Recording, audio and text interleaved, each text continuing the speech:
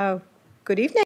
Welcome, everybody. Bienvenue tout le monde. This is our regular council meeting for June 25th, 2026. I'm going to call the meeting to order.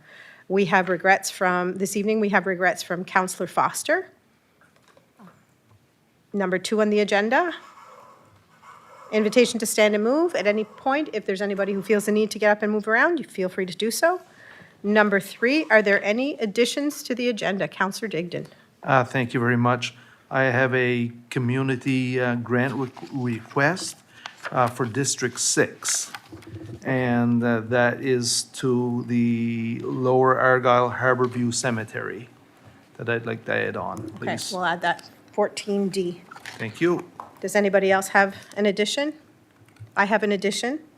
I would like to add under 13B, correspondence.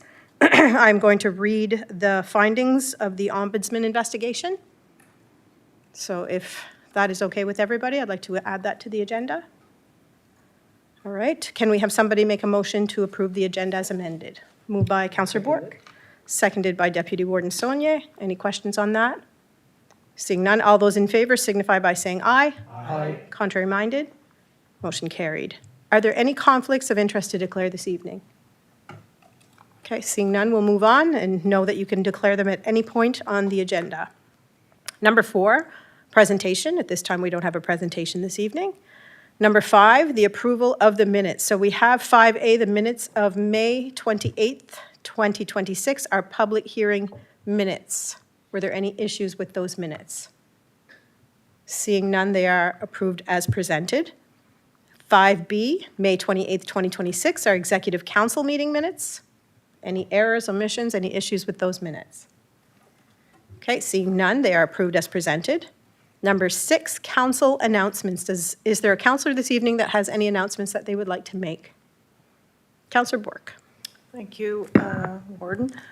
I'd just like to thank the East Pimlico Fire Department. They had their annual lobster supper. They served approximately 330 people, approximately like that.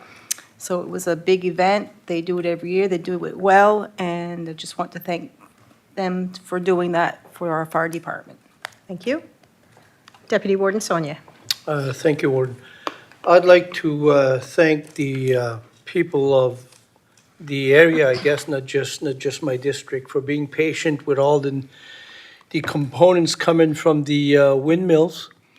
It's disruptive at times, kind of holds up the traffic, but most people have been very patient, and I hope it continues. But if there's any issues, please don't hesitate to contact me. Thank you. Thank you. Any other council announcements? Councillor Madden. Yes, I'd just like to let people know that Hubbard's Cupboard is having a grand opening at Clébacadien this Sunday coming at 2 o'clock till 4. Thank you. Everybody is invited and welcome to come. Thank you. Thank you. Anyone else? I would like to just announce, there's a resident in my district in Belleville. His name is Jerry DeGoo. And Jerry is a retired teacher from Barrington Municipal High School. He is the recipient of the Hugh Noble Award for School Sports in Nova Scotia. It's an award, it's a prestigious award that's it's only awarded once every 4 years for school sports. So Jerry has been not only a teacher, but he's been a coach. He's coached most kids in that school, but not only in that school. When my daughters were in high school, he also came to Paramba to bring rugby, to try to get rugby started at Paramba. He was coaching both schools, teams in both schools. So he was very, very well deserved, and I just wanted to say congratulations and mention that. All right. Councillor Digdon. Thank you. Just like to say that the West Side Improvement Society has been very busy again and doing a lot of work around the community, and it's really looking nice. The West Pimlico Fire Department had a barbecue chicken supper in memory of a young firefighter that died last year in a motor vehicle accident. And the supper went over well, very well, was well attended. And the smell that has been coming out of the pound, what we know is the pound down home. Our MLA worked very hard on hopefully getting a cure, I guess, and that, for that, and it should soon be up and running, and hopefully it'll take care of the smell that's coming out of that pound.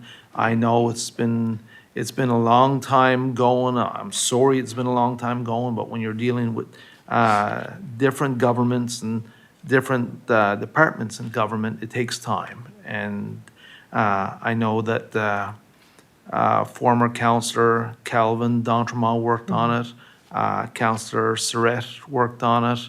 I've been voicing my concerns about it, and maybe Eldrick before me, Councillor Eldrick, has been voicing his concerns about it. But hopefully now we can see no smell at the end of the tunnel.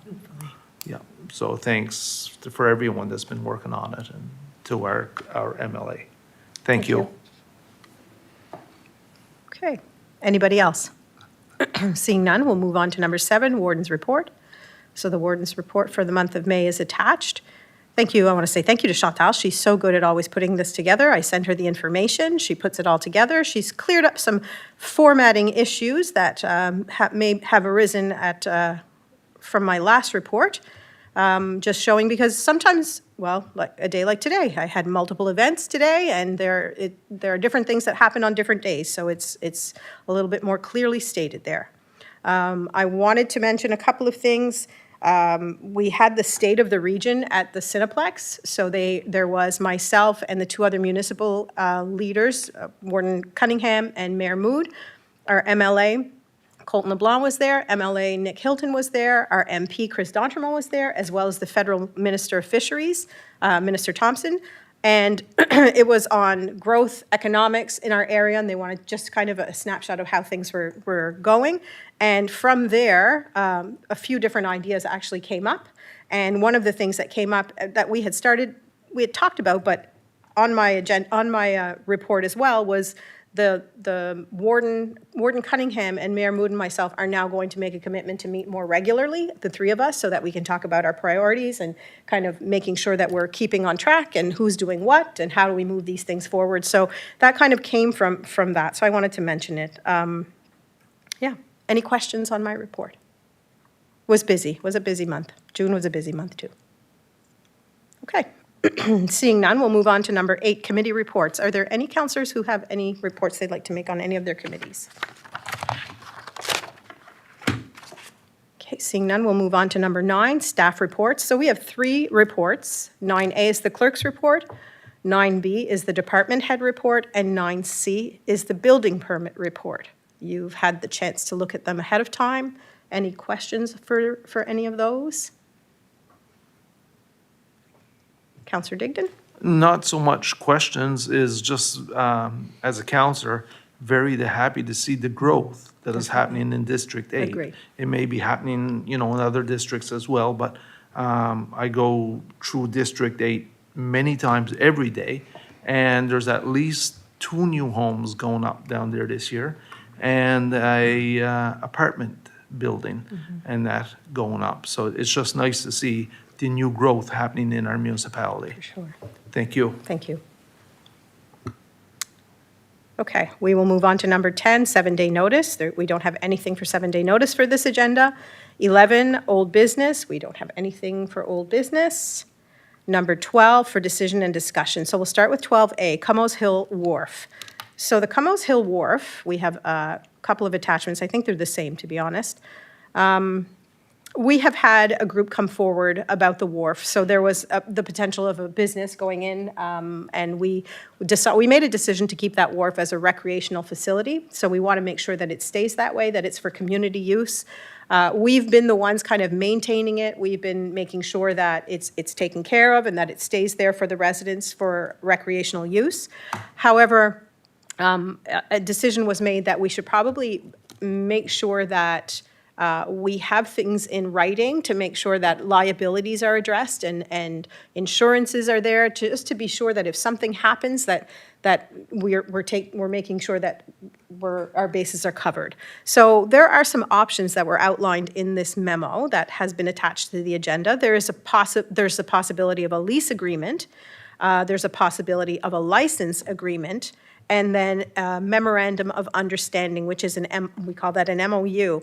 So there are 3 different potential options. Each of them kind of outlines what they mean. So, or we could leave things as they are, but leaving things as they are doesn't really offer us a whole lot of protection.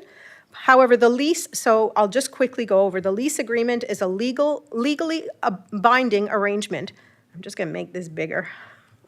My eyes are getting a little older. That grants exclusive and defined possession of a property for a specific term, typically in exchange for rent or other consideration. Leases generally transfer certain responsibilities, such as maintenance operations, to the tenant and reduce day-to-day municipal control. So lease, it's talking about like a rent in terms of money. And in the memo, we're also told that this group wants to continue to use that wharf, which we want as well. However, they don't have the financial means to be able to take care of it, to be able to maintain. So that's something to consider here.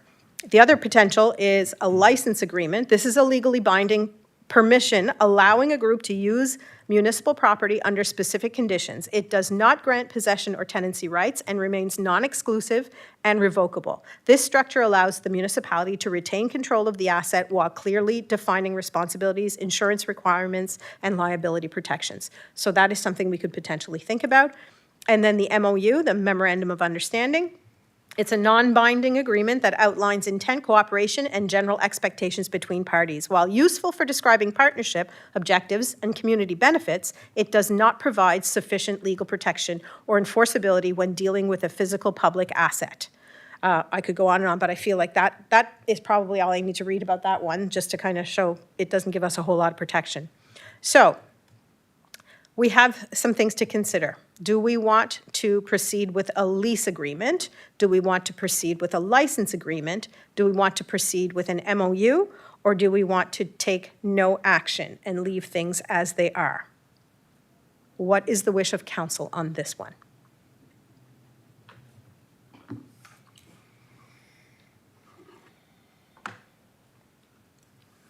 Deputy Warden Sonia. Thank you. So I guess my question would be directed to our CEO, Alain. What would be the recommended preference here?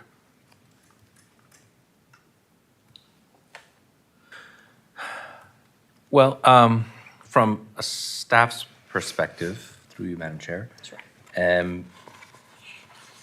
I think that no further action is likely our best option, I think, for everyone generally. It's really hard for me to speak for the Comoes Hill Committee. The Comoes Hill organization has always been very diligent in raising issues with that wharf. And I think that can continue without any formal agreement of any sort, particularly after you as council made the motion that it would only be utilized for recreation purposes. I think this was I don't think anybody from Comoes Hill really raised the flag that this was an issue, that the wharf was an issue.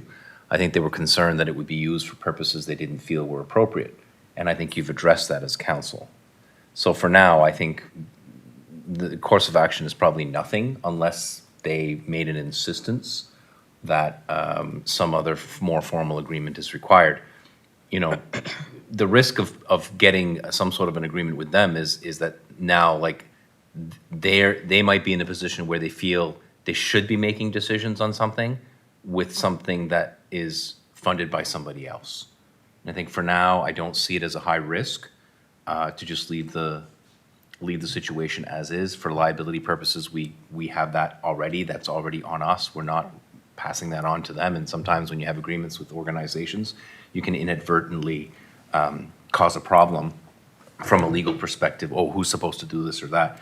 Really, this gives them the freedom to just continue to be a nonprofit organization that tells us when things maybe need to be looked at or changed. And based on my history with them, they're certainly not going to shy away from that. They're going to be very vocal. So it's safe to say that the motion we made before handles all this? No motion would be my recommendation at this time. Yeah. Look, and that means you can always revisit it in the future as well. Once you make a motion, it's hard to undo. Right? So that would be my recommendation. Okay, thank you. Councillor Surratt? Thank you. I'm assuming this property, there's somebody that goes to mow, there's somebody who does upkeep, there's somebody who takes care of it. Is that the municipality that does that? Yes, there's not a whole lot of maintenance that we do there. We do regular checks and stuff. It's basically the wharf for us. So there's not a lot of a lot of the land around it is maintained by either them or another owner. For the most part, there's not a lot of maintenance that we are required to do, but we are required to review it, take a look at it, and it was recently paved and redone. So we're confident it's in pretty good shape. I don't remember the last time we did this. I can't report on that, but I know we do it on a regular basis. Did you have another question? Okay. Councillor Boudreau? Thank you, Warden. Just for clarity for myself, I guess, and maybe for some of the public, the wharf, liability issues, say somebody gets hurt on the wharf, how is that, is there insurance to cover that person, or is there signs that say use at own risk? How does that work? That's a great question through you, Madam Chair. I can't really speak to how many signs we have up there. I know that there's signage in many of our recreation and non-recreational facilities. The liability, short answer is we own it and we cover it. It is covered under our liability blanket coverage. Obviously, with every situation where negligence might be involved on the part of that person, it may fall in other responsibilities, but our responsibility is to make sure we're not negligent, that we make sure that the signage and every other thing is in place that a reasonable person would expect somebody to see at a facility like that. But yeah, if somebody was to, trip and fall there and to no fault of their own, that would be something our insurance would likely be. I can't say they'll cover it because they would nobody would ever guarantee that, but it would certainly be addressed with our insurance company. Thank you. Is there anybody who'd like to speak? We have two more people, but they've already spoken. Anybody wants to speak before I give them a second chance? All right. Deputy Warden Sonia. Thank you. I just want to add that the wharf, as our CAO mentioned, is just the wharf. That's all, and it's been resurfaced just a couple of years ago. It's in great shape, to be honest with you. So the wharf itself is used for pleasure. People swim off the wharf. There's a small beach there that's separate, but yet it borders the wharf. And people they use it as a launch point for pleasure crafts and stuff to access the Tuscan Islands, canoe or kayak. It's a great little place, and hopefully it'll remain part of the recreation area for Como's Hill. That's it. Thank you. Thank you. Councillor Surratt? Thank you.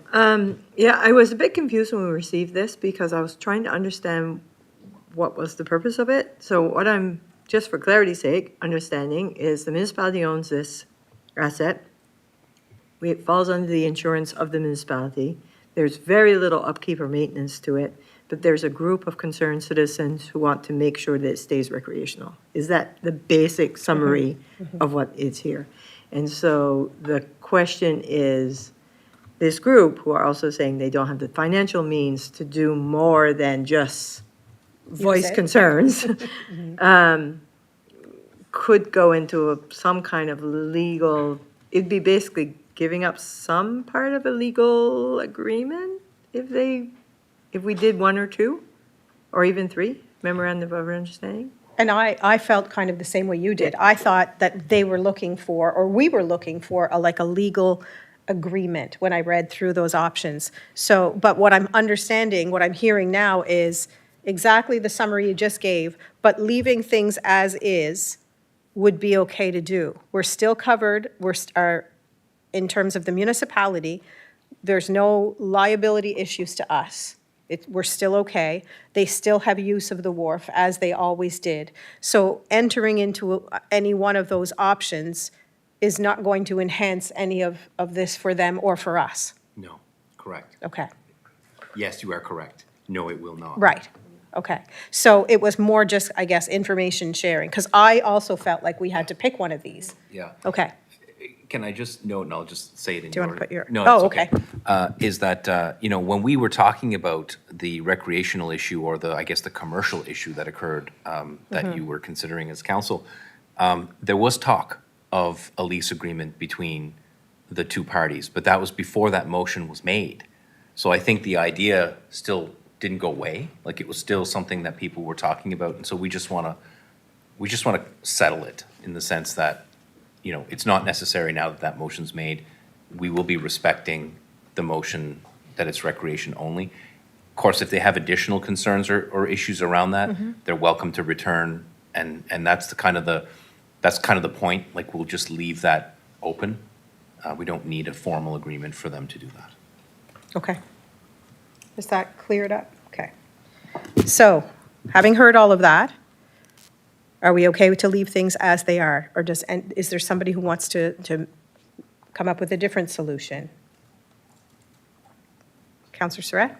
Do we have to make a motion to say, let's leave it as it is? No. No, okay. So consensus to leave it as is?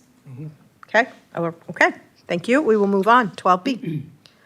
12B, drought response. So this one will be a little bit of a lengthy explanation conversation.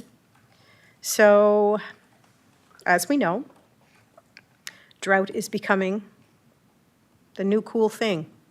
Not really, not for us, but it's becoming the norm. It seems like every summer it gets dry and dry. Last summer was particularly dry. They're predicting another drought potentially this summer as well.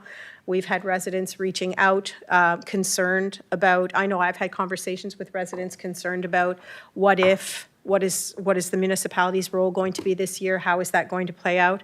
So I think it's important to mention that the provincial government has determined that drought is no longer considered an emergency. So because it's no longer considered an emergency, some of the programs that we were being replenished by, so we were getting money back, will no longer be there. So for example, the drinking water that was being provided. So residents were able to come into the office and pick up coupons for free drinking water. That was reimbursed to us by the province last year. That will no longer happen. So I think it's important to note that that cost last year was $64,534.52. In the memorandum that our CAO and our Director of Operations, Kyle Boudreau, wrote for us, it's very detailed, and I want to say thank you for the information, because this is kind of what I've been looking for sure. It details all the things we've done, all the things that we've been reimbursed for, all the costs, and then what, if anything, are we going to do? What is our response going to be? So I'm going to start with the bottled water, and I just want to give a quick summary just so that the public is aware. I mean, those who use the bottled water program definitely are aware, but for those who weren't aware, last year we had, let me see, I wrote it down, but I can't find it. So we had coupons that residents were able to come to the municipal office and collect free drinking water. So they could come in, if they needed water, they didn't have to prove that their well was dry. They just had to come in and say, my well is dry and I need some drinking water. And they were provided with coupons that they could go into a couple of different stores and get the free drinking water. As I mentioned, that was, we were participating in a provincial program where they reimbursed us for that last year. That came at a lot of, how can I say it, expense to staff. So although we were reimbursed financially, it was a huge burden on staff. Staff were happy to help residents. I don't want residents to think that we were not happy to do it, because we were. However, it was a lot of extra work for especially the front desk staff who were administering the program. Last year, we also had a non-potable water delivery program. So we were delivering water to homes. So if people's well went dry, we had staff who were delivering those cubes of water to people's property for free. There were multiple staff that were delivering the water totes to people's homes. That was free. There was a total of 560 water deliveries to approximately 130 households. That cost to our municipality was, so direct cost was $12,522, about 1,000 hours worth of staff time, at an additional, like, in-kind cost of probably $45,000. So you're looking at roughly $58,000. That was a cost to us. That was not a reimbursed cost.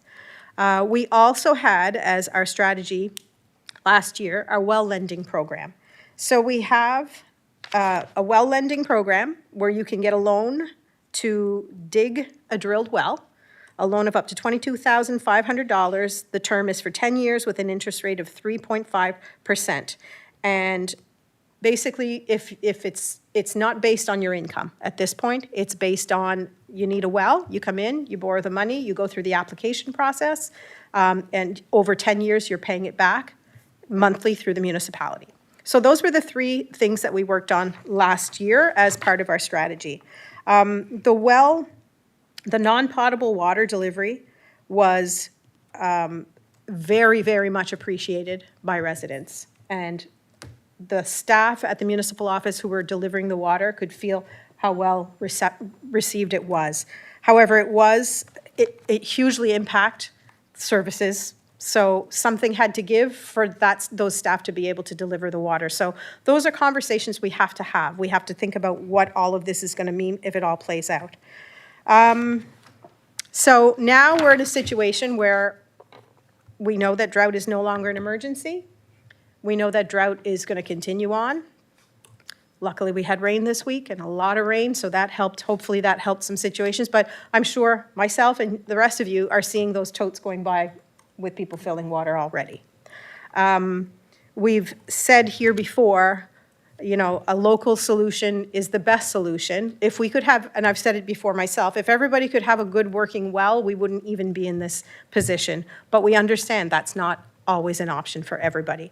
So tonight, we have to think about, as a council, what it is we're willing or not willing to do. The province has determined no longer an emergency. We will not get any provincial funding for any drought concerns here on in. If you put those two numbers together last year, that we spent last year, if we had not been reimbursed by the province for the drinking water and for the delivery of the water, that was approximately $123,000. That's a lot of dollars. So we, through our memo, our CAO and Mr. Boudreau have also talked about possible other solutions. So we could potentially look at our well lending program. We could look at how could we possibly extend the loan terms, so have a lower interest rate. Maybe we could, because sometimes $22,500 isn't enough for a well as well. We may want to extend that, make that number bigger. We could stretch the payments for longer. We've talked about the potential of, because residents have said to me, what about our own water filling station? Why don't we have community wells? Those are things that have come up several times. So those are a couple of things that we can discuss, consider as well. I know that there is another municipality looking at a desalination program to take ocean water and turn it into drinking water. So there's tons of ideas, tons of things we could potentially do, but that has to be a decision we make. Are we taking this on knowing that we're no longer getting any provincial funding? Are we going to do parts of what we've done? Are we going to do all of what we've done? Are we going to do nothing of what we've done? But we also have to understand that the cost is completely on us now. Not only the cost, but the water, I know in the memo, it indicated that if we were to continue the water delivery could not go on as it did last year. So that non-potable water, house to house for free, we would not be able to do that for free. And even if we do that this year, there's going to be a cost because there's more equipment that's needed. We may need to potentially hire somebody just to do that because our staff, They actually have full-time jobs. I know, they've bent over backwards and they've been phenomenal trying to help out residents. And I know that the residents appreciate it. I think it's just time we have to really make some hard decisions and have hard conversations about what is it that we're willing to do. So I think I've put all of that on the table. And now we're going to have some time to discuss this. So I'm going to leave this up to discussion and council. What is the wish of council on this? Let's have a conversation. Deputy Warden Sonia. Hi, I guess I'll start. Drinking water, potable water, is relatively cheap. I've had some residents who are on fixed income and say they can afford to get their own. So I'm not worried about potable water. However, water delivery is another issue. And I kind of like the idea of the loan program, and I'll take it another step. Is it possible, if I live in a fairly congested area, that a well could be dug and the expense, let's say if there's 3 houses in the same area that have the same problem, could one well satisfy 3 houses, and also them 3 houses be part of the, would pay for that well instead of one? That's a good question. CMUs. That's a good question. I don't have an answer. I think generally speaking, unless there's some form of arrangement, banks would look poorly on that arrangement, because many times you need to have your own well in order to occupy a mortgage or a loan. But that's not every case, right? Not every home requires a mortgage. So your question's intriguing. I don't have a great answer to that. It would be an interesting option that we could investigate as part of an ongoing look into this from a community perspective. I'll take that question to some of my colleagues across the province that probably have more experience in the water area than I would. They may have water utilities, et cetera, that they could provide more insight on it. So I really don't have a good answer for you. I think it's an intriguing question and a very interesting one, and we're trying to find solutions for people, but with that don't break the bank either. So it's something I will have to come back to this group and respond more appropriately. Yeah, I also thought it was a good question, but as our warden stated, delivering non-potable water all the time is not a solution. And it's time-consuming, it's costly. There needs to be a more permanent answer for that. And I thought maybe if residents could share the cost, it might alleviate a lot of headaches here. So, thank you. Thank you. Councillor Boudreau. Yes, I'm wondering if subcontracting the water delivery from cube to cube, would that work? It would definitely cut the hours off of staff. And I know the water wouldn't be free, but at least at a half-decent cost. Through you, Madam Chair. So we haven't put out an expression of interest in that area. It is possible for us to procure that service as opposed to providing it. We haven't examined all of that just yet. The way staff looks at delivery is as follows. We can't do it the same as we did it last year because, well, first of all, we don't have the equipment to do it properly. So if this is a service that municipality wants to consider, even for a short period of time, even if it's just for this year or maybe whatever, we're going to require improvements to our infrastructure to deliver it ourselves. That will allow for less manpower to be used because the way we were doing it before, it required at least 2 people. If we do it properly, we can do it with 1 person. So that's a big service difference, right? We can also engage third party. And in fact, you know, some of what we've done here is we recognize that we have a big time water delivery organization out of West Pubnico. So we've been talking with them about, you know, reestablishing a relationship with them around water pickup, which they have no problem with, and they see it as they don't see it as competition, they see it as complementary. They understand that the issue is tough. So again, like the subcontract is not impossible. We're not suggesting it here, but it is something that we can certainly examine if it got to a point where we're really in a mess. It's something that we would do. Now, we would have to do that quickly, but also professionally, meaning, like it has to go out there. Not everybody, there's a lot of people that deliver water, but they may not be insured to deliver water, and I don't want to be offensive. Like we would have expectations that maybe if they were just doing it on their own, they'd be okay, but if it's us, there may be things that we're going to expect of them that they don't necessarily want to do. So there's those considerations as well. We just want to be fair. It's just not everybody, especially people that are on fixed incomes, can afford a drilled well. And we need some kind of delivery service. That's my thinking. Yeah, and from the staff's perspective, like when we wrote this out, we didn't want to say, we didn't necessarily, I mean, you see doesn't recommend you stop delivering water. No, Like, no. We're not saying Yeah, that. What we're saying is that it shouldn't be free. Yeah. Because it's really impacting negatively the ability for us to serve the people that need it the most. When you have an option to get something for free, you might take it, Yeah. even if you could afford, $20, $30, $40 Yeah. for a delivery. And that's what was happening last year. We can't have that again. In terms of the other thing I would say about delivery is in talking with Public Works, the operational guys, a lot of them, really loved providing the service. This is not about, the will is there. Yeah. It's can we do it while doing everything else? And so when we're doing a delivery, we want to be sure that we only do it when it's time to do it. So, we've received calls already, are you delivering water? Well, yes, Tuesday we had 60, 80 millimeter, whatever, of water, lots of water, how's that? And so that may have had a tremendously positive impact on people. So we don't want to be getting into the business too early. Yeah.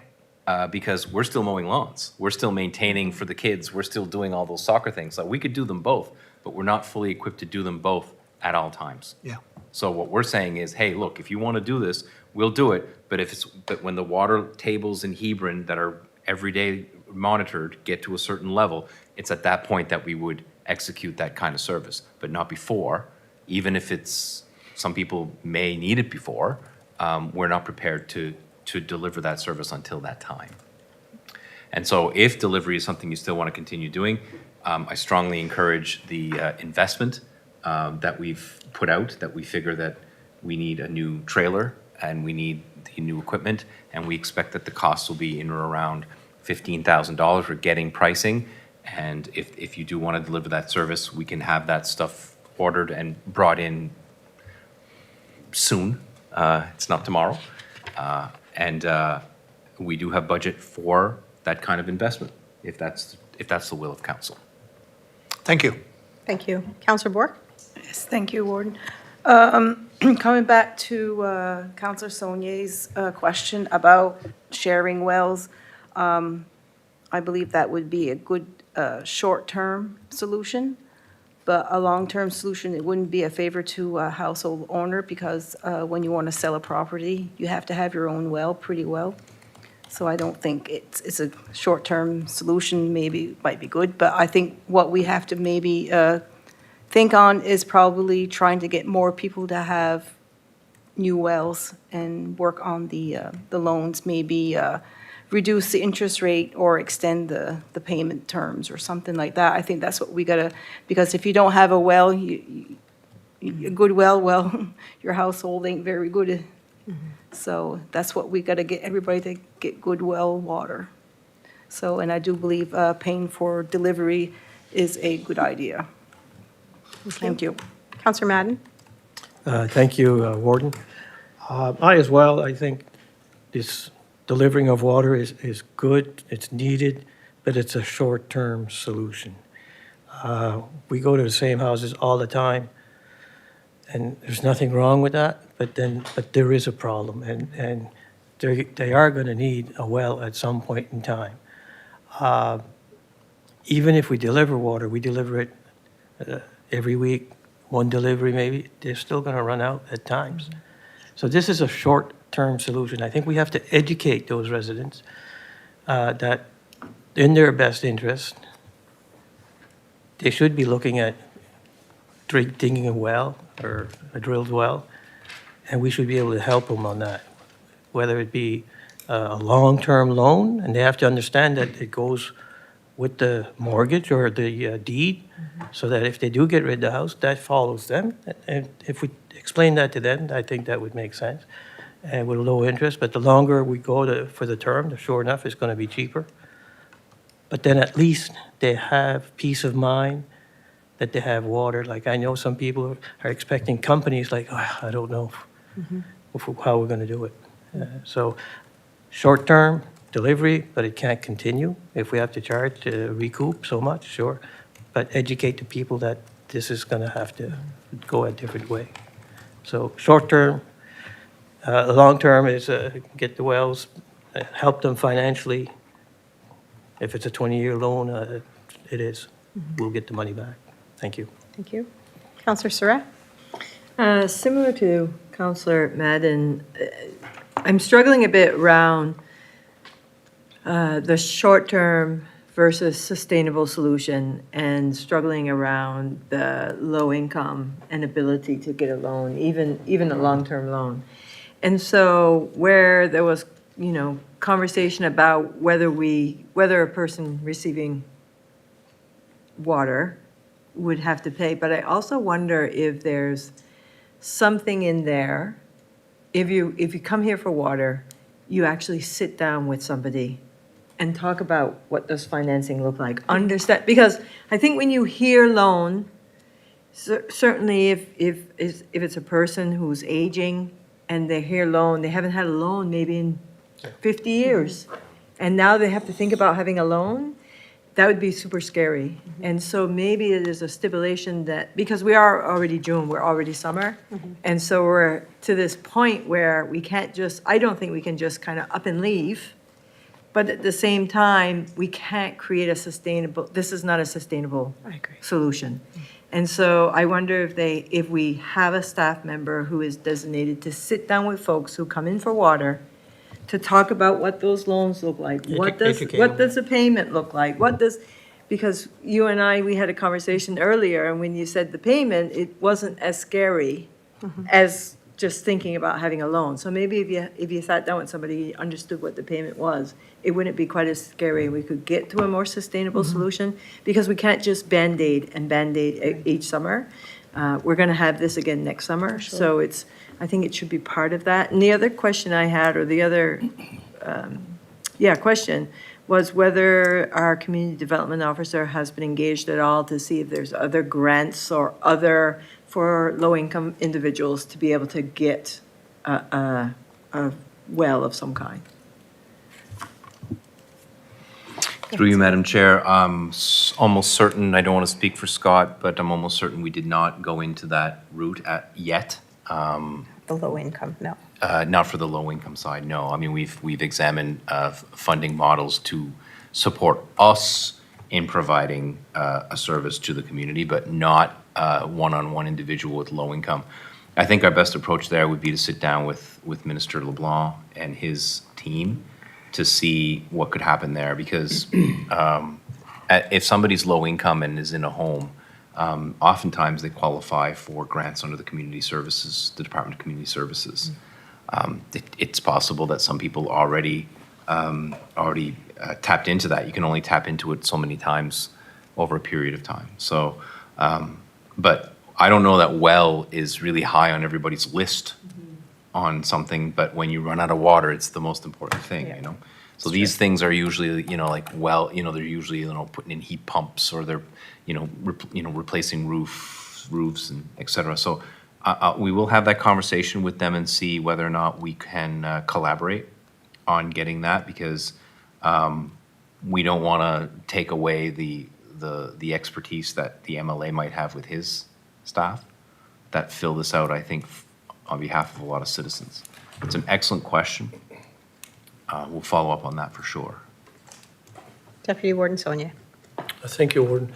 To go back to the shared well,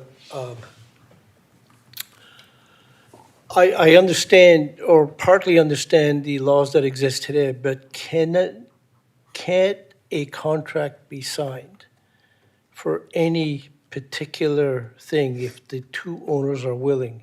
And can that be transferable in a new ownership? Anything can be done that way, can't it? Yeah, I mean, there's a variety of issues it creates. Obviously, there's an opportunity when you are able to share costs like that. Lots of questions come to mind, right? Like, so who owns it, right? Is it co-owned? Where is it? Is it municipal owned? Are they asking for a municipal well to pay us back for it? Liability associated with potable water and contamination now is shared. There are some considerations we got to look into. Again, it's an intriguing question. I don't know the answer. So, is there a contractual agreement that could occur that would alleviate some of the bank's concerns? Possibly. I really don't know. What my concern would be is what would be the provincial regulations that might prevent you to do that, or under what conditions would they allow it? And if it's such a good idea, and the legislation is a barrier to it, then perhaps the next question is, why is that legislation written the way that it is? So we could actually have a legislative issue there too. So your question is like an onion. It's got layers there. So it's hard for me to answer just like this, but So part of the reason for the question is right now, from what I hear from other councils, which I agree with, is that what we're looking at, supplying non-potable water is not really something we can sustain. So but at the same time, we're kind of committed to it, and if we continue to do so, I think we should not do so unless we plan for the future. And looking at this shared well and other ideas that we may have should be done at the very same time, should be done now. Because if we just toy it around and toss it aside, we're gonna come up with sitting at the same chair next summer. So if we're gonna deliver water this year, I can be okay with that. But not next year and the following year and the following year. I think we should find solutions. And I think a shared well could possibly help somewhat. Thank you. Councillor Digdon? Thank you very much. Through you, Mr. Saunier, I feel Alana said, I feel as though there'd be a lot of variables to that one. You could have three families, three houses, yes, we'll all go into it together. We're each gonna throw $10,000 in, you get the well driller in. He drills down 250 feet on what should be a good place to drill a well. Yep, we found water, only enough though for one home.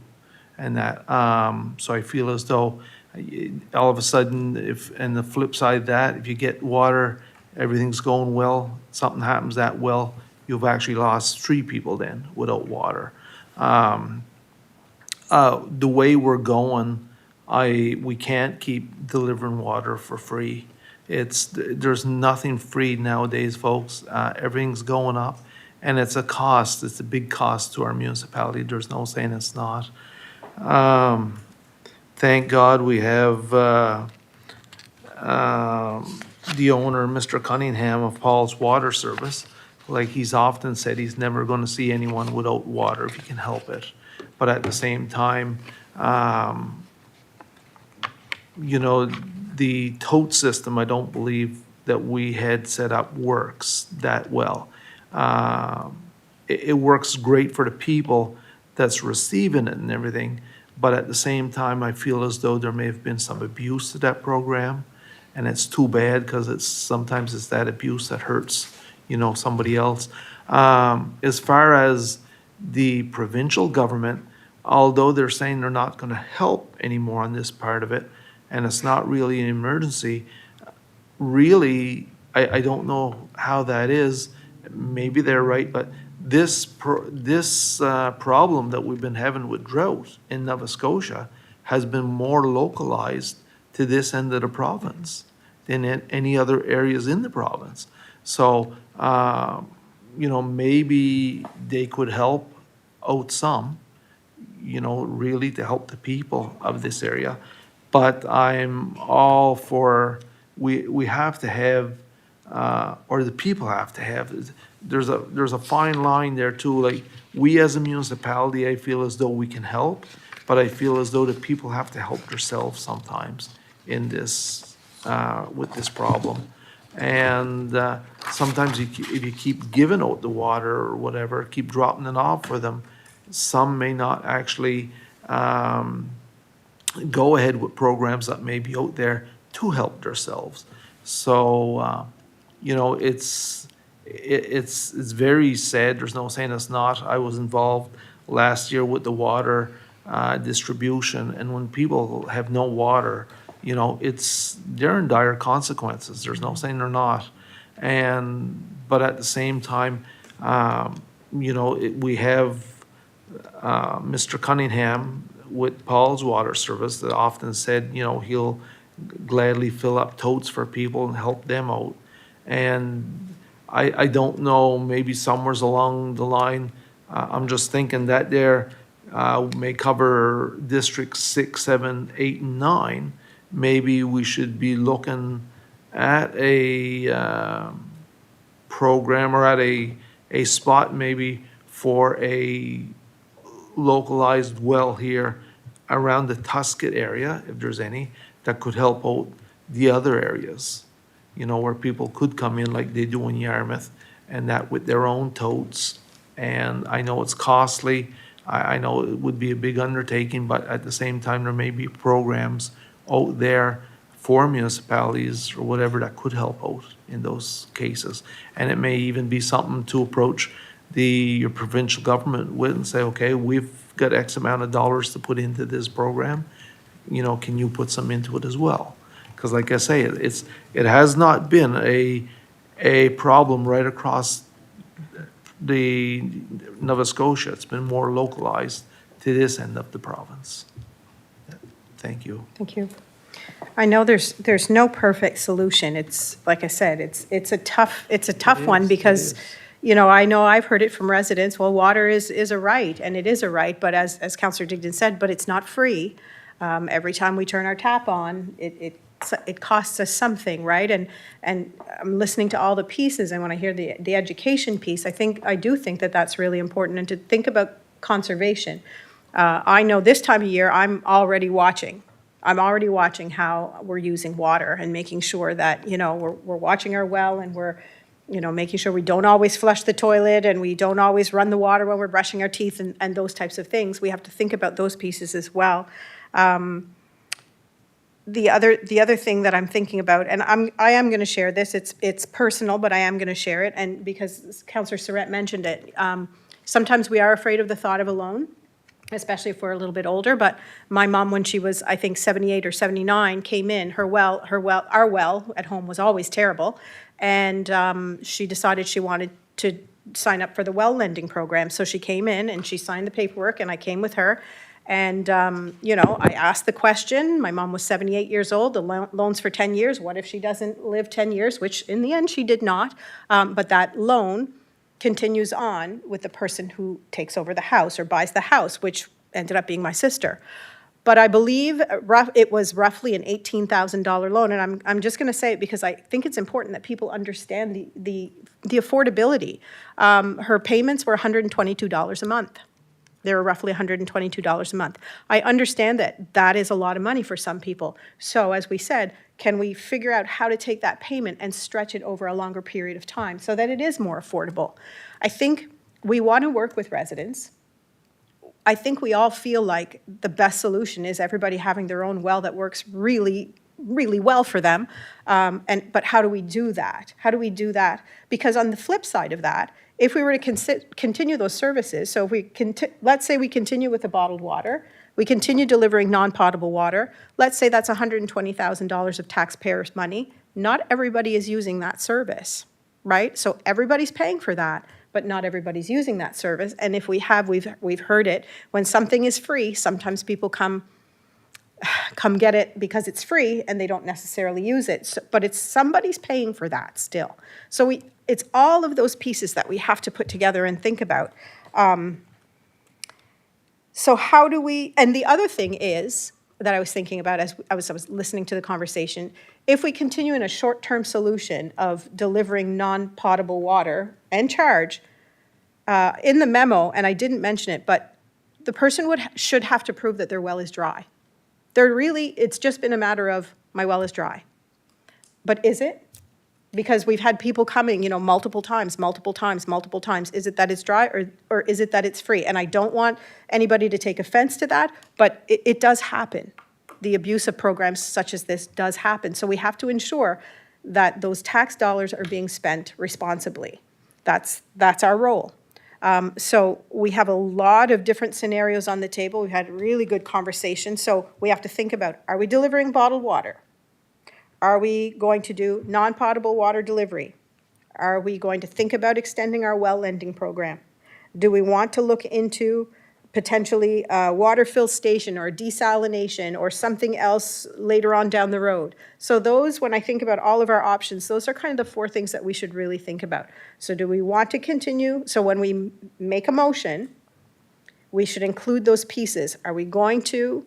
So why don't we do consensus right now? Bottled water, what is the consensus? No. Okay. Okay.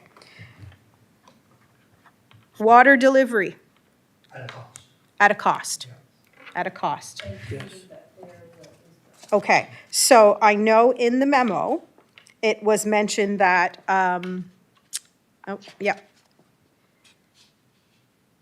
we would also, and I liked this when I read this, June and July, it's very difficult for our staff during those months to deliver water and continue to provide the services that we provide, because there's a lot of maintenance.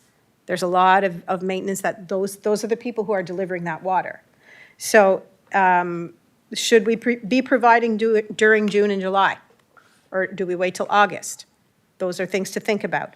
A fee proposal of $50 per 1,000-liter tote. Do we feel comfortable with that? $50. And that there has to be proof that their well is dry. Are we comfortable with that? If you're paying $50. Sorry, go ahead. I know, if the well's not dry, you're not gonna pay $50. True. You know what I mean? I think we're going to alleviate some of the people who Yeah. may have been taking, Yeah, exactly. that for- So, putting a price to it, I think that's gonna, I mean, I'm not gonna buy a cube of water for $50 if my well's Right. half full, like, so we right? could, we could try it like that for this year Yeah, and see how that goes. That's my I 2 know cents, yeah. There's a whole list of people. Okay, so let's and well lending program. What are our thoughts on that? We want to continue that? And we want to make it more affordable? Okay? What about looking into water fill station or or some other option? Is that something we want to investigate? It's not something that's going to happen this year, probably not next year. It would be something that down the road, we would start investigation. Okay, I'm gonna let you guys ask your questions. Counselor Digdon. Okay, thank you. And maybe a little more education on the subject as well. Like I was delivering water, driving for Paul's Water Service, and you'd back up to a well, and I'd drop off on that 3,000 gallons of water, and the well was dry, and they say, God, I'm so happy there now, I've got water for the next 2 weeks or 3 weeks. No, I'm sorry you don't. Well, what do you mean, Digdon? Because everybody calls me Digdon, some call me worse. And that the water is gonna go down to where the other water is, and that it's not gonna stay in your well. So that's another thing I'd really like to see promoted, is if we're dropping water off from a cube delivery, and that is going into a cube. And that at this residence or wherever the case may be, and that because of not, you're giving these people a false sense of hope, really. And I'm gonna say something here, is funny, we're talking about going over this evening, that I was talking to, and if there's any others in the municipality of Argyle, I'm sorry, and that, I guess, I don't know, but Jill Malone down in East Pubnico is a big, big supplier of totes. She sells them. It's a small business for her.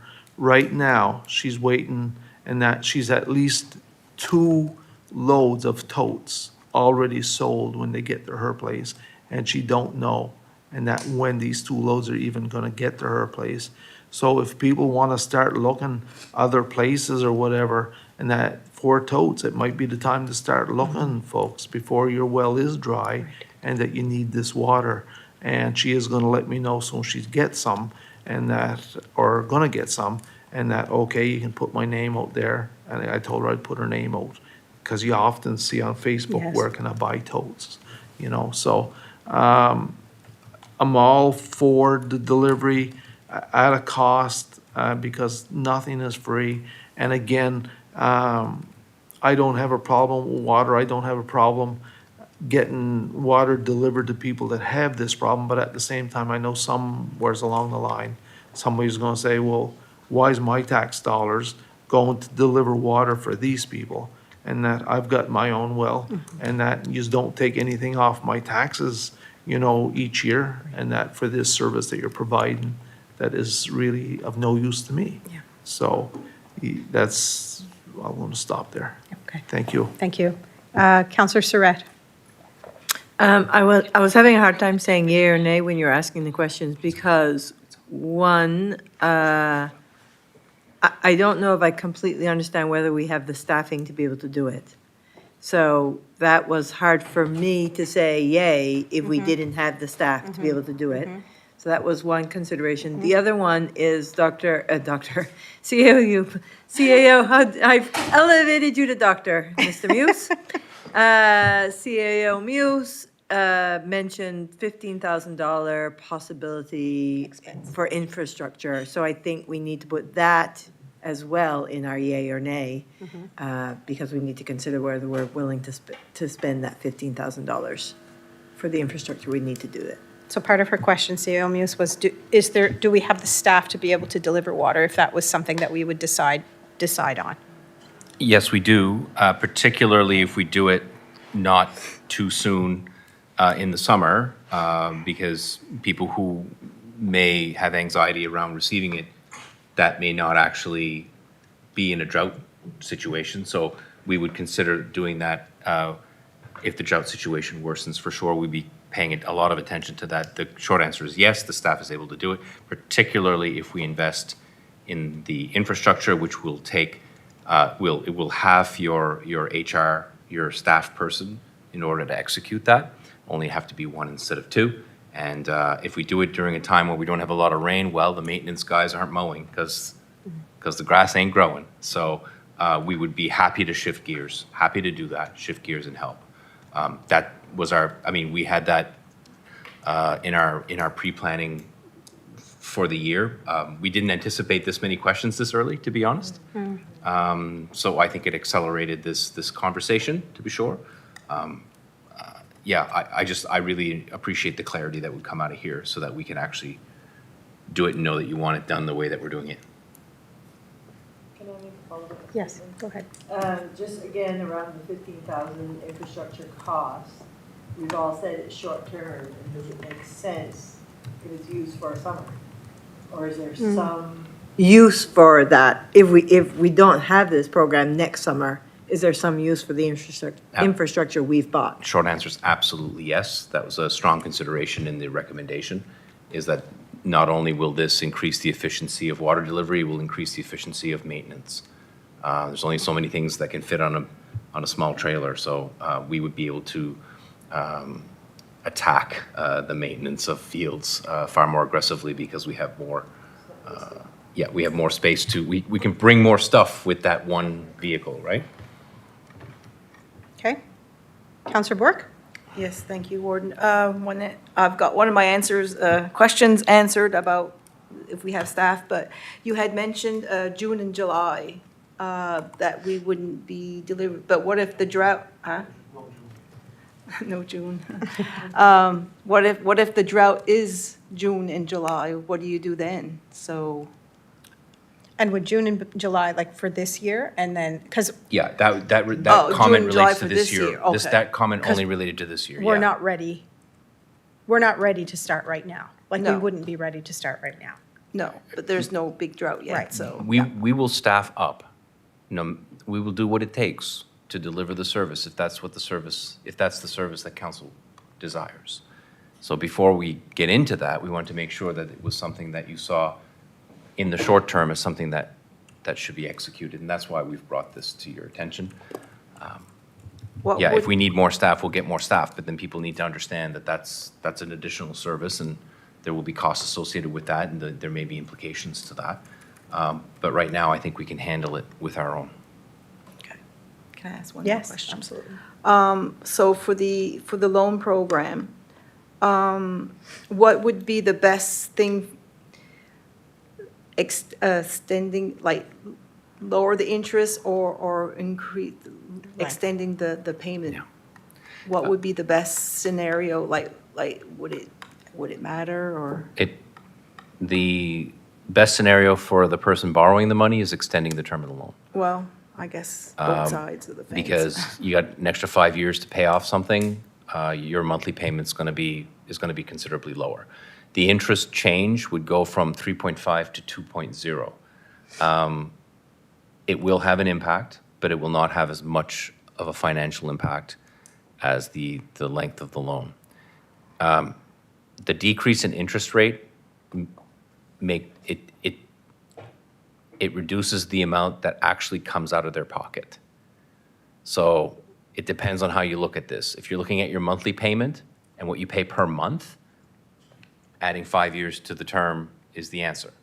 If you're looking at saving people money over the term, you reduce the interest rate because then they'll pay less interest. So my recommendation is you do both. Do both. Yeah, I would do both. Our well lending policy is very strong. It was one of the earlier policies, and it's very inclusive. It includes things like rainwater collection and cisterns and all sorts of neat and interesting things that could qualify. So very confident in how it's written, but I think with the cost, I would recommend both. Thank you. Thank you. Deputy Warden Sonia. Thank you, Warden. To Councillor Surratt's point in making everything clear and on the table so we see everything, the staffing issue, I got a tendency when I think of that, I think it's people delivering it, but what does it do to your staff at the front desk? Do they have less to do now that we basically said there's not going to be any bottled water? Does it alleviate that quite a bit? Do they still have work to do? Yeah, yeah, I mean, On this? it alleviates the pressure of doing everything at once. Was really the issue there. It was that it was all happening at one time. The delivery system, if you choose to do it, will still require admin support, but that's, I won't say easily. It will be handled effectively by front desk staff. That's not an issue, I don't think. I think that last year, a lot of the things we put in place were rather last minute. And so with last minute comes learning opportunities. And so, you know, if we're going to do this again, we're going to do it the same way, you know, so there's a lot of that's happening as well. And we are shifting resources at the front desk as well, which will have a full-time person just for front desk related issues like this, and another individual moving towards the financial side, which was necessary. So that's another alleviation of resources that will be helpful. Okay, if I may. Absolutely. As a council, we're aware of surprise work for council, or administration. We've had it before, and they've always stepped up, but it doesn't mean we should keep doing it. So, but anyhow, I'm just being aware that staff is being asked again. So this is also our last meeting for the summer. So what we decide here, how do we know what the wording is going to come out of it? When do we get that? Oh, well, that can be done. Certainly this council, if it wishes to meet again, this is the last scheduled meeting. So typically we do meet in the summer, it's just unscheduled. All the correspondence and communication surrounding this will be shared with you via email or any other way that you wish. There'll be some social media posts associated with the service and how we're looking to deliver it, depending on your decision.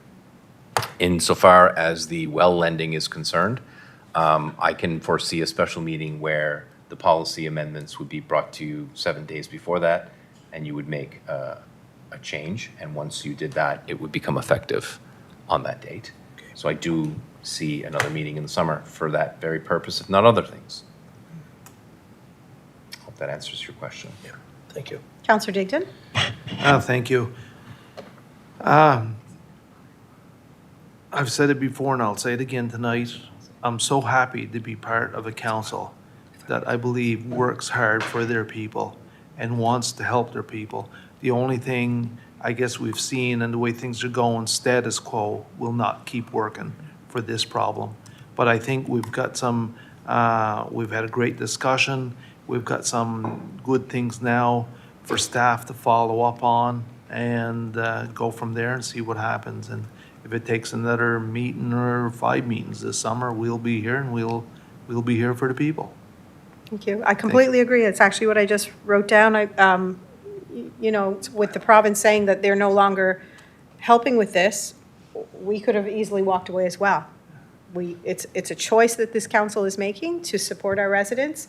Is it perfect? Probably not. But we're trying to make the best of a difficult situation. Hoping that education, I really like that came up tonight, hoping that education will continue to go out to residents so that they can learn about, conservation, learn about our well lending program. I hope people will come in and just inquire, what would this mean for me? What would this mean for a payment for me? And it might not be as scary as they think. And hopefully we'll be able to get some more people on that local solution that, it solves it for them so it becomes less difficult for us. But you're absolutely right. I feel like, thank you for the discussion. I know it's a tough conversation, but it was really good conversation, good discussion, and I think we've made some really important steps forward, and I think we've done the best that we can to satisfy as much of this as we can for our residents. Councillor Digdon, can I get Councillor Madden before, just because he hasn't had a chance? Councillor Madden? Thank you, Warden. I just wondering if, I figure we're going to get some questions, and if we can educate the residents ourselves, if we could get our CAO, which is good at charts, email us some scenarios. Yeah. What it would cost Yeah. for a $20,000 or $25,000 loan on a 20 years, and that we would have at our disposal so that we could be the first people to talk to them and say, if this is what it's going to look like, it's not that bad, or maybe it is, but at least we have something in our disposal but that we can explain this is a start, where you can start. So I don't know if that's possible, but that's my ask. Yeah. Fear of the unknown, right? Yeah. Some people just don't know, so they're worried about that. So if we can have that information, it's powerful. Councillor Digdon. Thank you. I was just, a great idea, great suggestions. And I was just going to be a little more proactive and see if we could put on our website and that for the municipality, if you borrow $20,000 for this well lending program through your municipality, here's what it will cost you per month, and that, or on your tax bills.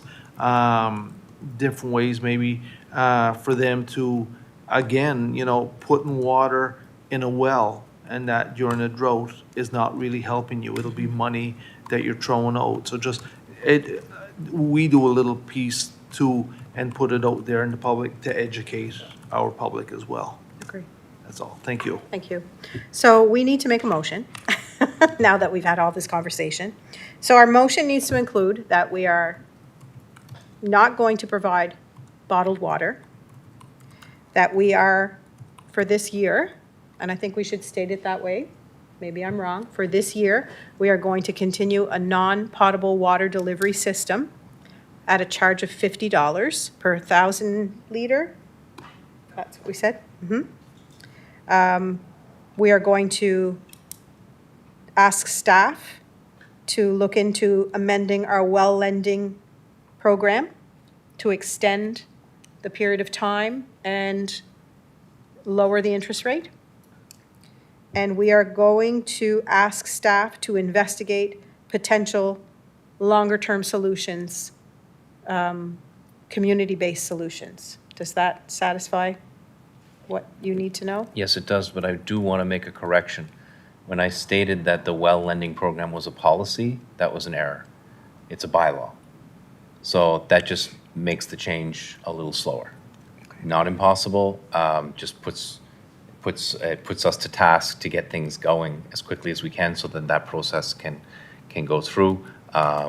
There's an advertising component that's associated with bylaw changes and the potential of public public hearing. In this case, I don't believe there is one because of the nature of that bylaw. But I always, want to warn council that when we're making amendments to bylaws, it's not 7 days, it's longer. So I just wanted to clarify that. Everything Yes. you Yep. said was true. Okay. I said policy to Councillor Sonia. Does that satisfy, so Chantal, are you? Okay, so is somebody willing to make that motion? Okay, so it's moved by Deputy Warden, seconded by Councillor Bork. Any questions or comments on that? Seeing none, all those in favor signify by saying aye. Aye. Contrary minded, motion carried. Thank you. Thank you for that. Okay, we will move on to 12C, Glenwood Park Project Update.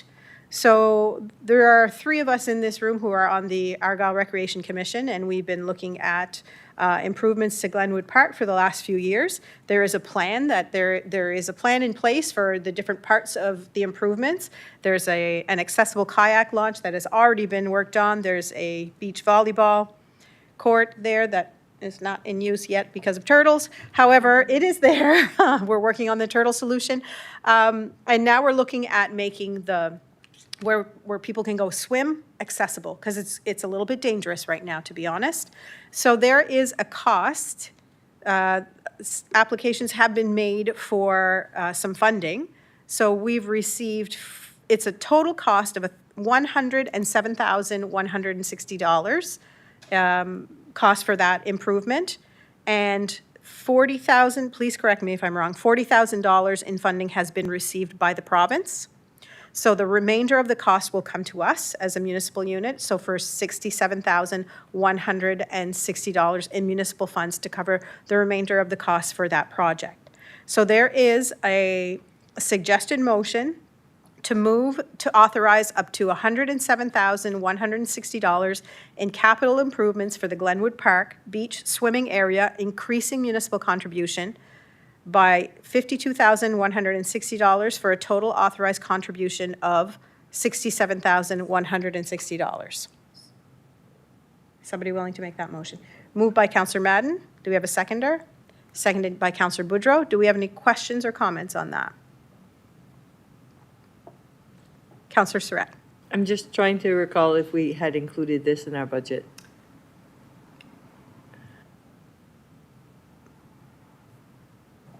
Go ahead. Through you, Madam Chair, we did. That's part of the issue. So very good memory. Thank you for that. We had budgeted a $40,000 project because we figured that we'd only get 25% through. Some of that was, so in that budget, we also had, it was a conditional project. We weren't going to do it unless we got funding. So, boom, we get funding, and it's like, oh, poop. I gave you the wrong number. So we had committed 15,000 of our municipal dollars already. So the additional, 40,000 and change I require that authority in order to spend more than the 15 in the capital budget, and that's why it's been brought to you. You supported the project, you sponsored the project, you knew we were going after the money, all that stuff. But in order for us to accept and sign the letter, we just need the difference in money. You got it. Any other questions or comments? Okay, seeing none, all those in favor signify by saying aye. Aye. Contrary minded? Motion carried. Next, 12D, update to municipal grants and sponsorship policy, Article C53. That's actually one that I'm bringing forward. So I've been thinking a bit about our grants to organizations and our policy, and looking through the policy and realizing that we have funding that we give to a variety of community halls, and I know that the funding really helps those community halls along, and it's never enough money, I get that. But I'm just, in the current climate of fiscal responsibility and fiscal transparency and fiscal accountability, I get concerned sometimes that we don't have a whole lot of, there's not a lot of provision in that policy about what those community halls are actually doing with the money. So they may apply for $10,000. They may say that they're getting $10,000 to the roof, to shingle the roof, to shingle the roof. They get the money, and then what happens if they reprioritize and do something completely differently with the money? And then 10 years down the road, we get a question coming saying, oh, they go back into record and say, look, that money was not used appropriately. Are we leaving ourselves liable? I'm concerned about that. So I'm wondering if, and I know when we apply for funding, whether it's through the federal government or the provincial government, when we say we're going to do X with the money and we try to do Y, guess what? They take the money back and we don't get money again. So if I read through the policy and there was no real teeth in there about a community hall or an organization actually using the money for what they asked for. So I feel like it would be important for us, in order to protect ourselves, 5, 10 years down the road, somebody comes and says, well, you gave money for this, but they actually did something else with it. What are you going to do about that? I think that we may be setting ourselves up for some issues. So I brought this forward, and I do have a motion to be considered that I can't make, but that is, I'm going to read the motion. If somebody wants to make it, they can. But I would like to move that council direct staff to amend the municipal grants and sponsorship policy C53 by adding provisions requiring that grant funding be used solely for the purpose approved by council, requiring municipal approval for any material change in project scope or use of funds, and authorizing the municipality to require repayment of funding where funds are used for the purpose other than those approved by council. Moved by Councillor Digdon, seconded by Councillor Deputy Warden Sonia. Do we have any questions on that? Councillor Bourque. Yes, thank you, Warden. I always thought that when the halls had projects, they had to give out the receipts and things like that to prove that what they use the funds for. They give receipts, but it's not necessarily, they give 80%, it's 80%, 80 and 20, 80%. They get 80% Right. of the funding, and then when the project is done, 20%. But there's no real provision in there saying that that is what they have to do. Okay, So they 'cause may I thought provide they had receipts. to provide receipts to show what they had paid. But there's Right. nobody going, like, Okay. right? To make sure that if I'm going, if Le Club des Audacieux is going to put a roof on that club, there's no real wording in our policy to say that the Club des Audacieux put the roof on the club. So how are they going to know what we're going to ask the halls to do to prove that? That's a great question. I had wording somewhere. Because you'd almost have to have like a worksheet and say exactly what they've done. I'm just a suggestion. Yeah, I mean, we would address that if you wish for these changes to be made, we would draft something. You could take a look at it. Obviously, if we're asking people to do something, our application forms have to be far more detailed around precisely what, pardon me? Yep, and an inspection to confirm that was in fact happened. This is not uncommon. There's a lot of provincial and federal funds that insist upon you doing exactly what you've said. And there are penalties if you don't. So it's not without precedent in other areas for sure. But we'd obviously have to write that up for you to consider. Okay. Councillor Madden? Yes, I just want to say when I read this, I was glad that you brought it up because we have to be accountable. They have to be accountable and transparent. So I agree with this very much. Thank you. Deputy Warden Sonia? Thank you, Warden. Same here, just a comment. I think a criteria is definitely needed. It removes any ambiguity, and it's just the right thing to do. It's transparent, and I agree with it. Thank you. Councillor Digdon? Thank you. I agree with all what the councillors have been saying. And the only thing I've been hearing accountability, and by all means it's accountability, but I'm looking at more so protection for us as a municipal unit, and also protection for the board of directors of a lot of these places that may be on at that time. Right. Because 3 years down, you have a change of your board, and for some reason, one board doesn't really think what the other board was doing was right or whatever, but at least then they have that protection to say, no, here, what we applied for is what we used the money for. It was inspected by the municipality, and so no, here, it's right here. So I'm just looking accountability and protection for both us and these organizations. It is a lot of money. It's $10,000, It up to is. $10,000 of taxpayers' is. money, and I feel like it's important. Okay, so we have a motion on the floor. Any other questions or comments? Did somebody make the motion? Okay. Okay. Just wanted to Oh, okay, yeah, I thought so. Yeah. Stop confusing me. Well, because you're the chair. I just- Okay, all those in favor signify by saying aye. Aye. Contrary minded? Motion carried. Next, 12E, we have a request for addition to bylaw 28, tax exemption for nonprofit organizations. So we have a nonprofit organization, Edgewood Eco Village, that is requesting tax exemption for their nonprofit organization, and they are requesting a write-off of the current year's taxes in the amount of $40.26. Counselor Digdon. Thank you. It's not a lot of money by no means, and I'm just wondering, do we know for sure that Edgewood Eco Village is a nonprofit organization? Like, I know they mentioned directors and all that, but do we know if they're registered? Go ahead, Through- Chantal. Through you, Madam Chair. Thank you for your question, Councillor Digdon. That is a very good question. It was checked. We checked the Registry of Joint Stocks to make sure everything was up to date. It's all up to date. They are a registered nonprofit.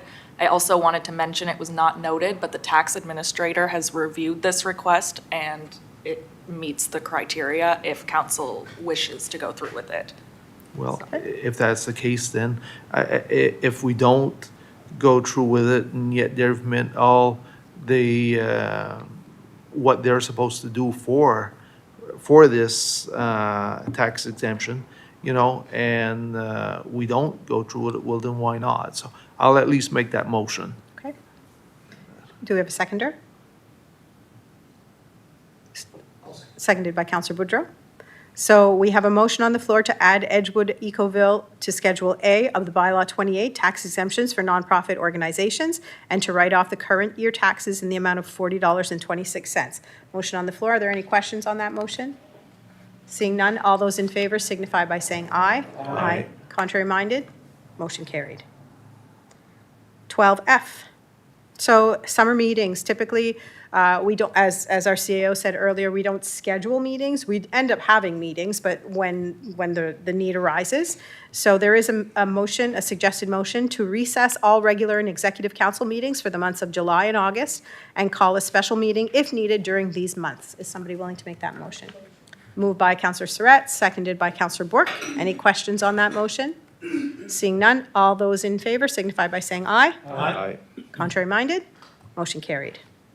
Next, we have 12G, Capital Reserve Grant Request. Trying to remember what this one was. Yes, I should know what this one is.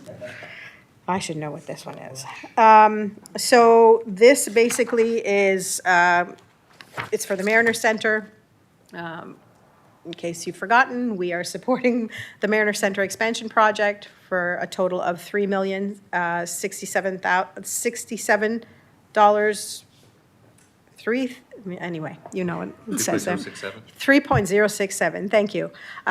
We've already been billed 40%, and they are now looking for the next installment. So the recommended motion is that we recommend the approval of payments up to $1.84 million from the capital reserve for temporary financing of the Mariner Center contribution. The debt shall be issued in the spring of 2027 and will replenish the capital funds.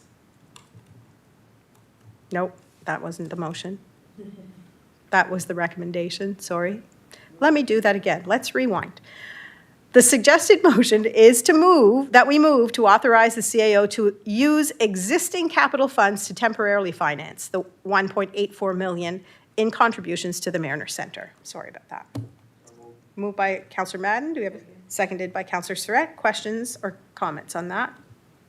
Seeing none, all those in favor signify by saying aye. Aye. Contrary minded, motion carried. Next, we will move on to 13, correspondence and information. So our first piece of correspondence is from Aaron, I'm trying to remember Aaron's last name, Aaron Camo from the libraries. So she has sent some correspondence regarding closure and funding of libraries. Any questions or comments on that one? Next, I wanted to read, so earlier in the year, we had a complaint filed against us with the Nova Scotia Ombudsman. So the Nova Scotia Ombudsman is an independent body that basically investigates when there are complaints that are put forward about government. So if there are issues, so we had a complaint regarding our public engagement, if you recall, around the ADA.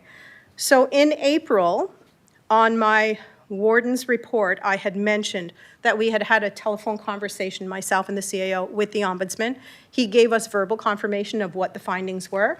However, we didn't have the written findings at the time, and I didn't want to share something that wasn't in writing. Since then, we have received the written findings. I have received permission from Kyle Jackson, who is the Ombudsman who did the research for this complaint. I do have his permission to read this statement publicly. So I'm going to read the letter that we have received. Council has already seen this, but this is more so for the public. Hello, Nicole Albright. I am writing in follow-up to our conversation on April 1st, 2026 with respect to our review of the complaints involving the stakeholder public engagement process in development of the Aquaculture Development Area, ADA, by the Municipality of the District of Argyle and the Department of Fisheries and Aquaculture, the department. In response to the complaints, I reviewed relevant provincial and municipal legislation, policy, guidelines, and other pertinent documents. In addition, documents provided by the municipality, the department, and the complainants were considered. Representatives from the municipality and the department were interviewed. So he went over the memorandum of understanding. I understand that the municipality and the department signed a memorandum of understanding in 2020. Which shifted local stakeholder consultation concerning the ADA project onto the municipality, at least before the official aquaculture license and application process could be initiated. This MOU outlined that the municipality of the District of Argyle is responsible for local stakeholder engagement, and the municipality was required to write a report on the consultation undertaken. There were no further instructions beyond what was outlined within the MOU regarding this consultation, and the term stakeholder was not defined within the MOU. Municipal Government Act, so the MGA, he went through the MGA. The Municipal Government Act outlines the instances which require a public hearing, including when a public hearing is required to be listed or advertised, and where public notice is to be posted. There is no requirement for the municipality to engage in stakeholder or public engagement for major projects or economic development in the MGA. He went through our MPS, Municipal Planning Strategy. Section 13 of the municipality's MPS provides the purpose, requirements, and items for consideration in reference to public engagement. The only public engagement which is required under the MPS includes holding a public hearing when making amendments to the MPS, land use bylaw, or the approval of a development agreement which all aligns with the MGA. Significant community impact and stakeholder are not defined within the MPS.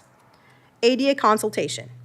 Interviews with municipal and provincial staff, as well as the Aquaculture Development Area Local Stakeholder Engagement Report, reflected that the municipality conducted stakeholder engagement as required by the MOU referenced above. This consultation included discussions with residents at various wharves and throughout the community, and information sharing with fishers and operators of licensed aquaculture farms in the area concerning the prospective ADA. Information concerning the ADA was circulated on the municipality's social media accounts, the municipality's website, the Aquaculture Development Area website, and the radio. Also, various news media articles concerning the prospective ADA were published, and information about the ADA was shared on local radio stations. The local engagement also involved consultation with various community groups via stakeholder committees and emails, 3 pop-up sessions in local stores, and 2 open houses. The open houses and the ADA were advertised at local grocery stores, the municipality's office, the Pubnico Post Office, local gas stations, played on a radio station, posted on social media, and on the ADA website. Direct emails were also accepted before the open house, which accepted commentary, questions, and concerns regarding the prospective ADA. So the findings. Based on the documents reviewed and the information provided through interviews, the municipality met or exceeded the requirements. I want to say that again. The municipality met or exceeded the requirements of the MOU signed between the department and the municipality, the MGA, as well as their own MPS. Although the actions taken by the department and the municipality were in keeping with relevant legislation and policy, there were areas of improvement identified with respect to the municipality, and the following was suggested on our April 1st, 2026 conversation. Number 1, consider developing a public engagement policy or adding a formalized public engagement process within the MPS for activities that have an impact on the community. This is in addition to the formalized public engagement requirements already included in the MPS, such as development agreements and amendments to the MPS. Number 2, consider defining significant community impact and stakeholder within a separate formalized public engagement policy or in the MPS for clarity and transparency. Number 3, consider advertising future public information sessions by mail to ensure that individuals who do not have access to the internet and/or social media are aware of matters which are in close proximity to them and/or may significantly impact them. I understand that these suggestions were accepted and the municipality is drafting a policy specific to public engagement which will address these suggestions. I look forward to reviewing the draft policy once completed. Thank you again for your cooperation. Respectfully, Kyle Jackson, Ombudsman. So I wanted to share that publicly because I think about, especially our new councillors coming in, you came into a bit of controversy. You came into a bit of hard time.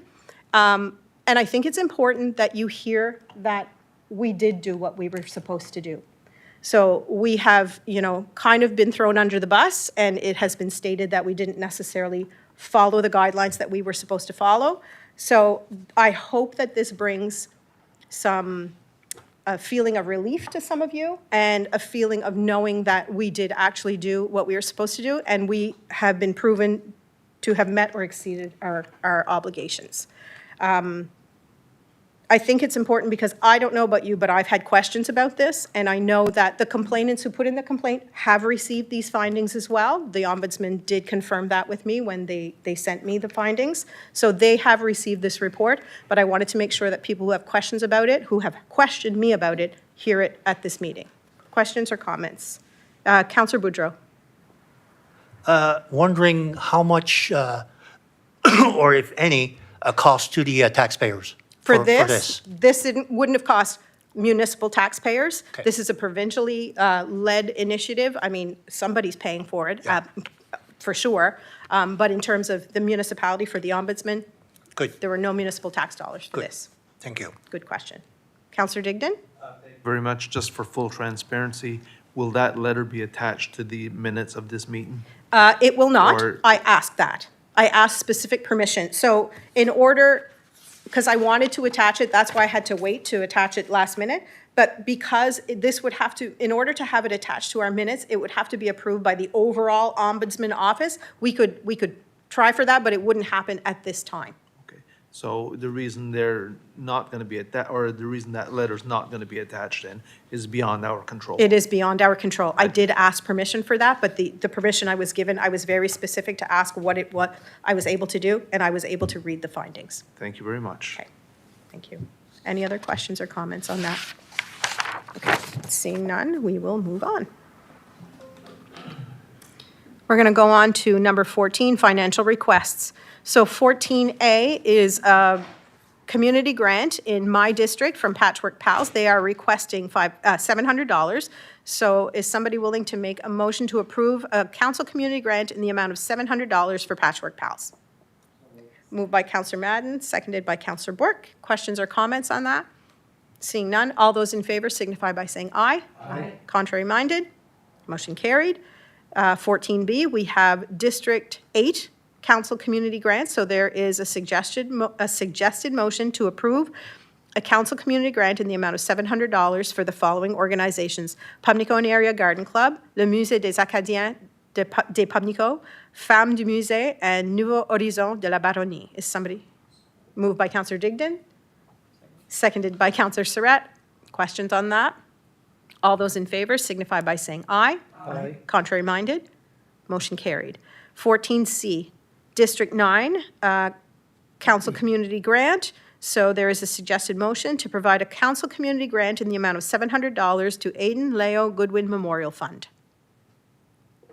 Moved by Councillor Surratt, seconded by Councillor Burke. Any other questions on that? Seeing none, all those in favor signify by saying aye. Aye. Contrary minded, motion carried. Councillor Digdon? No, just going on for the next one. Okay, the next one, 14D. It was for 14D.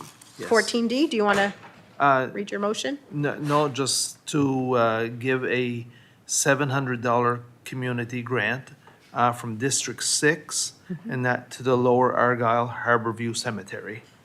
Is somebody willing to second that motion? Seconded by Councillor Madden. Any other questions or comments on that? Seeing none, all those in favor signify by saying aye. Aye. Contrary minded, motion carried. Okay, next, number 15, agenda topics for next meeting or notice of motion by councillors. Are there any agenda topics? Okay, number 16, question period. Oh, you're already, there you go. There. There were quite a few questions, a lot of engagement, so obviously a lot of interest in what you guys are talking about today, so kudos to the agenda maker. Anyhow, so a couple of, so there was questions on, when we talked about public wharfs, there's questions about like, why aren't there consistent policies or procedures around public wharves? And good question. The answer is a public wharf can mean a lot of things. So there were also follow-up questions on, you know, what's the difference between some Eel Lake wharves and the Camoes Hill Wharf. So Eel Lake has Le Chat Ensemble. I know of a councillor that's sitting here that spent a lot of time and energy with a gentleman, a great gentleman by the name of Gary Seeley, who worked hard to get funding to try to save a wharf that was really in major disrepair. Eve Joe Bork, I'm sorry, Ensemble is another one, isn't it? Yeah, sorry about that. So Eve Joe Bork, apologies to the Bork family and those that are surviving. But there was a lot of effort there, but that was a community nonprofit run situation. There is a provincially owned wharf, or at least I think it's provincially owned still, on or near Beach Lane. That's again provincially owned, so they have their own policies. Camoes Hill Wharf is owned by the municipality. There's also small craft harbor wharves and federally owned wharves. So unfortunately for people who are trying to follow the rules around wharves, there's quite a few of them, and there's as many owners as there are wharves, I think. So those questions were asked and answered to the best of our ability. Lots of questions about water, you know, so or comments around water, and you know, at the end of the day, you know, it is a provincial responsibility to look into this. We have entered into the fray for many years now, and we've done drinking water for the years where we needed it, and now we have better direction as to how we change things. The well lending bylaw has been in place for 4 or 5 years now. Had a lot of success with community members. A lot of community members have borrowed.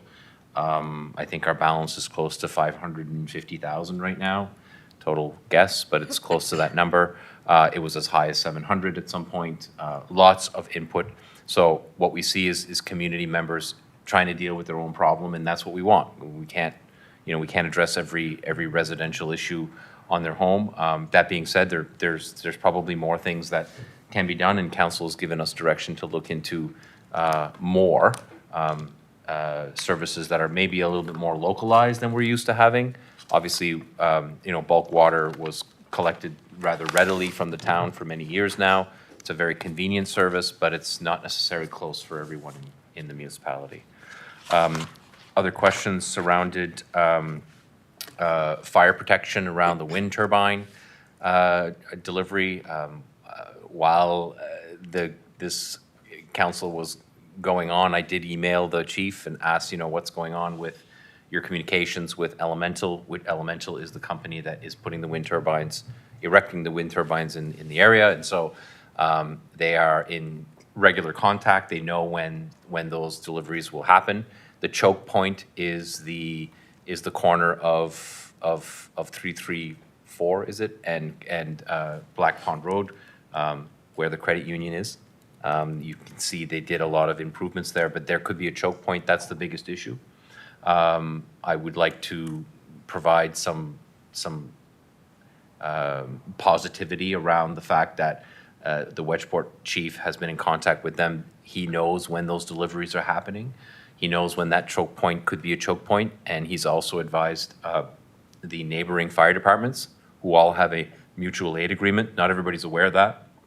When there is a 911 call in Wedgeport, the town of Yarmouth often responds, depending on the location. Could be Lake Vaughan, could be Eel Brook, could be others, depends on the nature of the incident.